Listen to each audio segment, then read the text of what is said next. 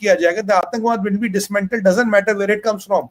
ये मैसेज बहुत बाकी हरामखोरों को भी है, ये पाकिस्तान के जो मित्र और उनकी प्रवृत्ति वाले लोग हैं उनको भी ये मैसेज है, does not matter where Pakistan where आतंकवाद comes from, we will go and dismantle it. और डिसमेंटल का मतलब बातचीत नहीं, डोजियर नहीं है, डोजियर वाली बात नहीं है ना, डोजियर वाली कोई बात नहीं, सीधा डोज, सीधा डिसमेंटलिंग, नो डोजियर, डोजियर से dismantle, no appeasement assertion, no dossier, dismantling ज्यादा डायरेक्ट होगी। और बोला कि फिर जब आगे का कहानी चलती, बोला हमने आपके, मैं आया था यहाँ 2016 या 17 में मोदी जी को लेके, तब हमने आप बोला था आपको आतंकवाद है। अब आतंकवाद को देखते हैं, ये यूरोप को भी धमकी दी, या आतंकवाद को देखते हैं इंडिया पाकिस्तान के परिप्रेक्ष्य में। तब ब्रसेल्स में हमला हुआ था, एक हमारी भारतीय महिला थी, वो बेचारी बड़ी हताहत हुई थी, उन्होंने एक बुक भी लिखी थी, उन्होंने कह रहा हम we are not broken, we are, our resolve has become rock solid strong. तब हमने आपको बोला था कि आतंकवाद को हिंदू पाकिस्तान, इंडिया मुसलमान, हिंदू मुसलमान इंडिया पाकिस्तान के परिप्रेक्ष्य से ना देखे। क्यों? क्योंकि अगर आज इसके हम विक्टिम है, कल आपके विक्टिम है। आप यूरोप में और यहाँ होने वाले आतंकवाद में एक फर्क है, क्योंकि जो यहाँ आतंकवाद होता है यूरोप में, उसमें एक संस्था, एक ऑर्गेनाइजेशन करती है, और जो हमारे यहाँ आतंकवाद होता है उसको एक पूरी country as a state craft, as a state practice करती है। तो आतंकवाद बैक्ड बाय अ संस्थान एंड द आतंकवाद बैक्ड बाय अ कंट्री, ये दो अलग अलग कनेटेशंस है, आप इसको समझिए। बट हम उस बड़े वाले आतंकवाद से निपट रहे हैं, और उस बड़े वाले आतंकवाद से निपटने के लिए हम उस कंट्री के अंदर जाते हैं, उस कंट्री में जितने टेरर इंफ्रास्ट्रक्चर हम उनको ध्वस्त करते हैं, उनको बर्बाद करते हैं। फिर जयशंकर साहब बोले पाकिस्तान ने रिटेलिएट किया, पाकिस्तान ने रिटेलिएट किया, और पाकिस्तान ने रिटेलिएट जब किया तो हमने उनके 8 बड़े एयरबेसों को डिसमेंटल कर दिया।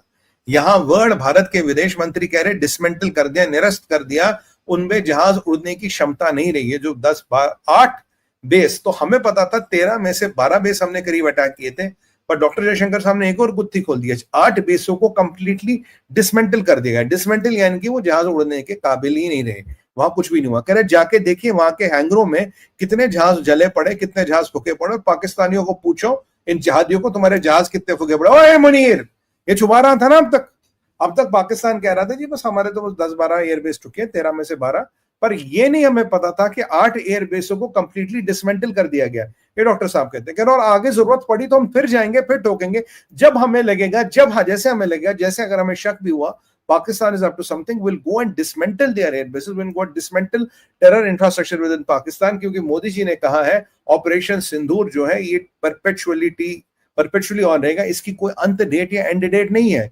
ये भारत का एक नया एनहांस्ड वर्जन है, जो भारत घबराता नहीं है, डरता नहीं है। तो ये, और इनसे पूछा कि जी राफेल वफेल के गिरने की बात है, बोला भाई ये सब कोई बात नहीं है, राफेल ने बड़ा अच्छा काम किया, और राफेल ने जो बाकी इक्विपमेंट्स के साथ तालमेल में काम किया उसने बड़ा अच्छा रिजल्ट दिया। तो कहीं ना कहीं डॉक्टर साहब ने एक बात तो आज पूरी कह दी कि कोई राफेल नहीं गिरा है, और मैं आपको कह रहा हूं कि कोई हमारा जेट पाकिस्तान ने हिट नहीं किया है, और पाकिस्तान के हिट से कोई हमारा जेट नहीं गिरा। मैं आपको ये कह रहा हूं आज, जेट कैन बी, जेट में जो एक होता है jet is hit, second is jet is lost. Lost का मतलब गिर गया, खत्म हो गया। हिट हो सकता है, लैंड हो गया, पायलट सही सलामत है, that is not loss, that is hit और डैमेज्ड। डैमेज और लॉस में बहुत फर्क होता है। मैं अब भी, मेरा ये दिल कहता है, मेरा आकलन कहता है कि पाकिस्तान की हिट से कोई भी हमारा जेट गिरा नहीं, पाकिस्तान ने कोई हिट हमारा कर ही नहीं पाए। और इन्होंने एक और बात की, डॉक्टर साहब ने बोला कि एयर डिफेंस सिस्टम, कह रहा हमारा एयर डिफेंस सिस्टम अचूक था। पाकिस्तान ने कई सारे ड्रोन, कई सारे मिसाइलें दागी, पर एक ड्रोन, एक मिसाइल भी हमारे एयर डिफेंस सिस्टम को पार नहीं कर पाई। This is again an very important testament to the fact that our air defence could not be breached even once. पहले जो हम कहते थे, अब external affairs minister of India कह रहे हैं, तो उनकी बात में जाहिर है हमसे तो कहीं गुना वजन है। तो उन्होंने इस बात को बिल्कुल क्लियर कर दिया, कोई भी सिस्टम ब्रीच नहीं हुआ, राफेल वाली कहानी खत्म हो गई, और भारत के पास राइट, हम कभी ऑपरेशन सिंदूर करेंगे। और सबसे अच्छी बात यह क्या कह दी, we will go deep into Pakistan. मतलब 300 किलोमीटर कोई सीमा नहीं है, 500 किलोमीटर कोई सीमा नहीं है। अगर कल को अबोटाबाद में की जगह हो, रावलपिंडी की जगह हो, या कहीं भी जगह हो, we will go as deep into Pakistan we want। हम और भी डीप पाकिस्तान में जाएंगे। इस डीप के दो मतलब है, एक होता है फिजिकल डिस्टेंस, मतलब अभी 300 किलोमीटर के, कल 400 किलोमीटर तक जाएंगे। दूसरा होता है डीप।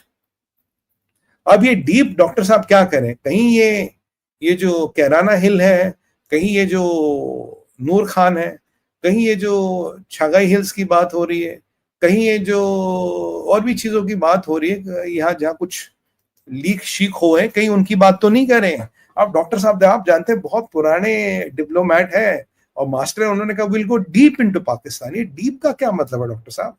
अब फिजिकल डिस्टेंस को तो डीप कहिएगा नहीं। डॉक्टर जयशंकर जब भी बोलते तो उनकी बात में बहुत गहरा मतलब होता है। तो डीप का क्या मतलब है? Deep below the soil. अब बिलो द सॉइल क्या होता है? बिलो द सॉइल तो एक ही चीज होती है जो पाकिस्तान के पास है। पाकिस्तान तो ऐसा तो कुछ है नहीं। तो क्या जो हम न्यूक्लियर पेरिफेरी को हमने क्रैक किया है, क्या कहीं ना कहीं उसका इशारा तो नहीं दे दिया उन्हें, we have gone deep into Pakistan? तो यहां डबल मीनिंग है डीप के। तो अब ये क्या कहना चाह रहे, क्या दर्शाना चाह रहे, बड़ा इंटरेस्टिंग होगा और हम इस पे नजर रखेंगे ये डीप का मतलब क्या है। और आने वाले टाइम में हमने क्लियर कर दी है, पाकिस्तान को कभी भी ठोकेंगे, पाकिस्तान को एट विल ठोकेंगे, पाकिस्तान में कितना अंदर जाएंगे और अंदर जाएंगे, डीप जाएंगे। और पाकिस्तान के डीप में क्या है वो आप जानते ही है। आज Pakistan is a country with leaking radiation, एक लीकिंग रेडिएशन वाला मुल्क है पाकिस्तान। और उस रेडिएशन के नासूर से मरेगा पाकिस्तान। आपको याद होगा इन्होंने बलोचिस्तान में एक न्यूक्लियर टेस्ट किया था। और हाँ भाई, अगर आपको कोई क्वेश्चन हो वो जो लाहौर में धमाके हो रहे हैं तो क्यों हो रहे हैं, I'll take that question. There are a lot of myths which are being floated around that. बहुत अली बाबा 40 चोर वाली स्टोरी और चंदा मामा जैसी कहानियां कुछ गणमान्य व्यक्ति बोल रहे हैं जो बिल्कुल they are all crap. I'll tell you scientifically what has happened. अगर आपको कोई क्वेश्चन होगा let us issue, otherwise we'll let it go. तो ये वाली चीजें जो आपको बता रहा हूँ, तो ये मैं आपको बता रहा हूँ, तो ये हुआ है। और ये बिल्कुल ओपन चेतावनी पाकिस्तान को। तो आज इनको उम्मीद नहीं थी कि जयशंकर चेतावनी देंगे। और ये ब्रसल्स में बोलते हैं। ब्रसल्स में बोलने का मतलब क्या है?